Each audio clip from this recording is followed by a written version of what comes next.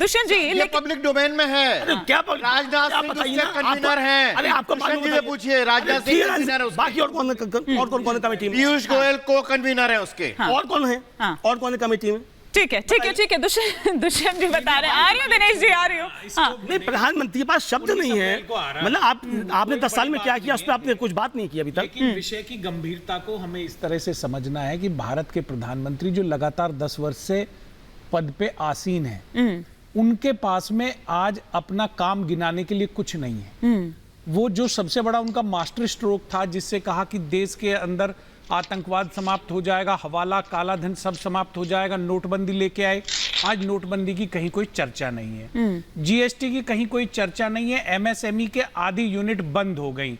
जो 2 करोड़ नौकरियां देने की बात कर रहे थे, 2 करोड़ नौकरियां तो छोड़ो, नौकरियों पे पीएम बोल नहीं रहे हैं। 100 स्मार्ट सिटी देने की उन्होंने बात करी थी, 100 स्मार्ट सिटी तो छोड़ो, 100 स्मार्ट विलेज इनके पास गिनवाने के लिए नहीं है। बात मुद्दों की होनी चाहिए। जो सरकार निरंतर 10 वर्ष से सत्ता में है, वो मछली की बात कर रही है। मुद्दे तो विपक्ष के पास भी नहीं है ना सर। मुद्दा विपक्ष भी तो यही कह रहा है, विपक्ष भी तो ये कह रहा है कि भैया जब हम वापस आएंगे, कह रहा है कि हम उस पर भी सवाल उठा रहे हैं वो, उस पर भी। अब देखिए, जब आप वहां जाएंगे तो फिर वो मुस्लिम लीग लेकर आ जाएंगे, क्योंकि उन्होंने कहा कि इसमें मुस्लिम लीग की झलक नजर आती है। लेकिन मैं उस वेंडेटा पॉलिटिक्स की बात कर रही हूँ, जिसका आरोप आप लोग लगाते हैं, जिसका आरोप, सुनिए ना दुष्यंत जी, जिसका आरोप आप लगाते थे, जिसका आरोप आप लगाते हैं, लेकिन जो बात मीसा भारती कह रही है, जो बात संजय सिंह कह रहे हैं, या जो बात यहाँ पर ममता बनर्जी कह रही है, ये वेंडेटा पॉलिटिक्स नहीं है क्या दिनेश जी? जनता पार्टी के नेता सुबह से शाम तक विपक्ष के नेताओं को धमकाते हैं, गाली देते हैं, उसकी कोई बात नहीं करती, चर्चा नहीं करती। अभी यहाँ पे अजनिवेश अवस्थी जी ने अमलेंदु भाई का एक वर्ड पकड़ लिया। एक वर्ड पकड़ा आपने।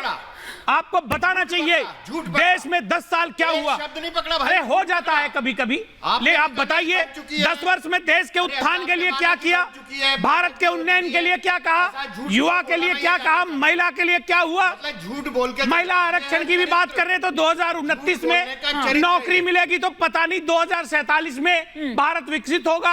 अरे 2047 तक का इंतजार करे भैया, बेरोजगार युवा घूम रहा है। एक बार जरा दिनेश जी का भी एक ओपनिंग कमेंट आ जाए, फिर मैं आरपी सिंह जी और अवस्थी जी से एक साथ जवाब ले लूंगी, लेकिन मैं वेंडेटा पॉलिटिक्स की बात कर रही थी। जो आरोप है विपक्ष लगाता रहता है, लेकिन दिनेश जी तो फिर ये सब क्या है जो ये बात यहां पर हो रही है कि हम एक बार आ जाएं, हमारी सरकार एक बार आ जाए तो फिर हम मोदी जी को जेल में डाल देंगे, या फिर दीदी जिस तरीके से यहां पर कह रही है कि भैया वो तो 26 अप्रैल तक ही है केंद्र बल, उसके बाद जब वो चली जाएगी तब तो आपको हमारे ही पास आना पड़ेगा। ये क्या चीजें हैं?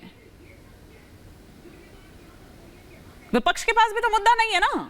हिमानी जी देखिए, इसमें 3 चीजें हैं। हाँ, इसमें 3 मुख्य बातें हैं जो आप पूछ रही हैं। सबसे पहला बंगाल का रेफरेंस में, बंगाल के संदर्भ में इसमें कोई शक नहीं है कि ममता बनर्जी और उनके लोग धमकाते फिरते हैं, और सारी अब विपक्षी दलों को चुनाव लड़ना भी मुश्किल होता है, इसमें कोई शक नहीं है।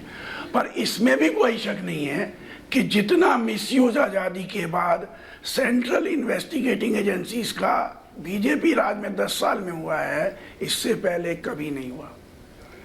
ये बात भी माननी पड़ेगी। जितना धमकाना पुलिस फोर्सेस में अफसरों को, आईएएस अफसरों को धमकाना, डिप्टी कलेक्टर्स को धमकाना, बीजेपी के लोग करते हैं लोकल लेवल पे, कोई आज तक ऐसा नहीं हुआ। हमने अपनी पॉलिटिकल लाइफ में पहली बार देख रहे हैं 50 साल में। तीसरी बात, जहां तक मोदी जी की बात है, मोदी जी खुद धमकाते हैं। अच्छा, किसी को नहीं छोड़ूंगा, भ्रष्टाचारी को सबको अंदर कर दूंगा। तो भ्रष्टाचारियों की बात कर रहे हैं ना सर? अंदर किया नहीं तो भ्रष्टाचारियों की बात कर रहे हैं, आपने अपने ऊपर क्यों ले लिया? अरे उन पर भ्रष्टाचार के आरोप थे ना।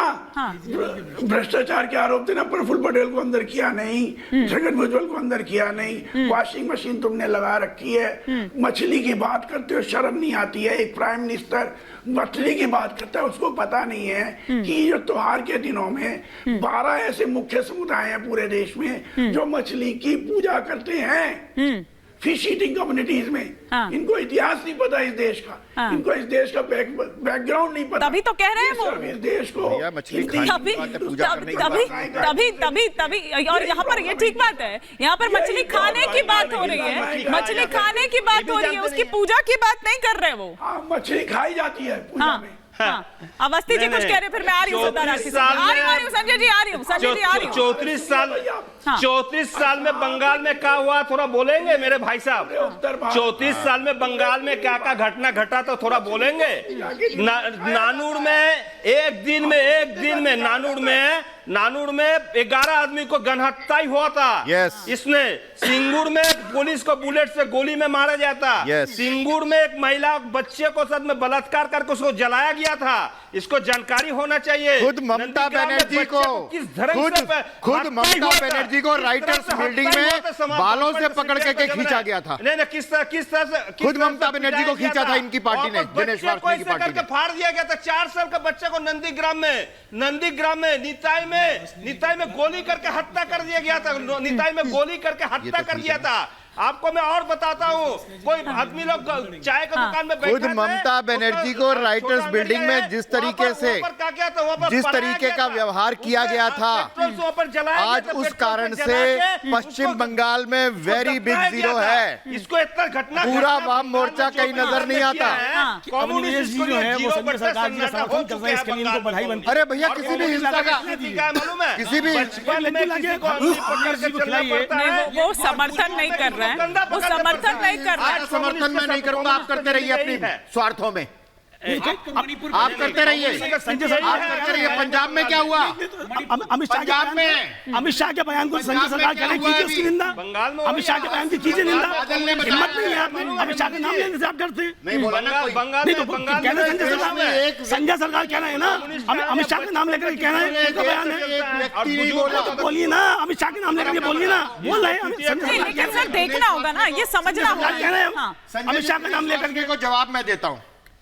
दिनेश वार्ष्णेय जी ने कहा उनको मालूम नहीं है कि खुद ममता बनर्जी जिस हिंसा का शिकार होती रही हैं वाम मोर्चे की सरकार में, वो अद्वितीय है। वो ऐसा कभी किसी और के साथ नहीं हुआ।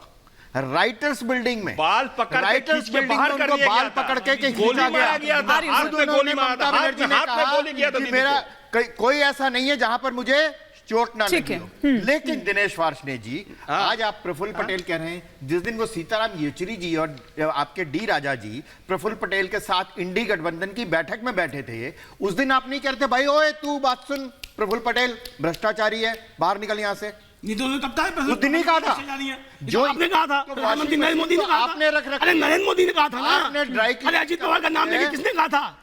नरेंद्र मोदी ने कहा था ना कि इंडिया गठबंधन में किसी ने कहा था। आपने वो ड्राई क्लीनिंग कर रखी। इंडिया गठबंधन में से किसी ने नहीं कहा था। अजीत पवार जब तक उद्धव ठाकरे के साथ आपने कहा था, हेमंत बिस्वा शर्मा को किसने कहा था? हेमंत बिस्वा शर्मा को किसने कहा था? आपने कहा था। सरकार से बाहर आ गए, आपने कहा था भ्रष्टाचारी हो गए। यह है देश के दर्शकों, सुन लो, ठीक है। वो अजीत पवार भी और प्रफुल्ल पटेल भी इंडी गठबंधन की बैठक में बैठे थे वहां पे मुंबई में, और ये सब उनको माला पहना रहे थे। तब वो नहीं थे, तब वो भ्रष्टाचारी नहीं थे। ये मसला क्या है, उधर क्यों चले गए, ठीक है, इसलिए है ये। ठीक है, लेकिन उधर वाले भी तो ले ही रहे ना सभी को, वैसे आरोप लगाए, लेकिन एक एक कर आओ, तुम भी यहाँ पर आओ, तुम भी वहाँ पर आओ। वॉशिंग मशीन की बात क्यों? हमारे यहाँ कोई वॉशिंग मशीन, एक वॉशिंग मशीन की बात क्यों? कोई वॉशिंग मशीन नहीं है। Washing machine Bharatiya Janata party ने लगा रखी है। इसमें नोट मिले थे। मैं कहना चाहता हूँ अवस्थी जी भूल गए, नोट भी रखते हैं जिस वाम मोर्चे के ऊपर ये सवाल खड़ा कर रहे हैं, वो राष्ट्रीय मोर्चा और वाम मोर्चे की सरकार को इन्होंने 89 में समर्थन। आ रही हूँ दिनेश जी, आ रही हूँ। नहीं, लेकिन ये बताइए, प्रधानमंत्री बनवाया था।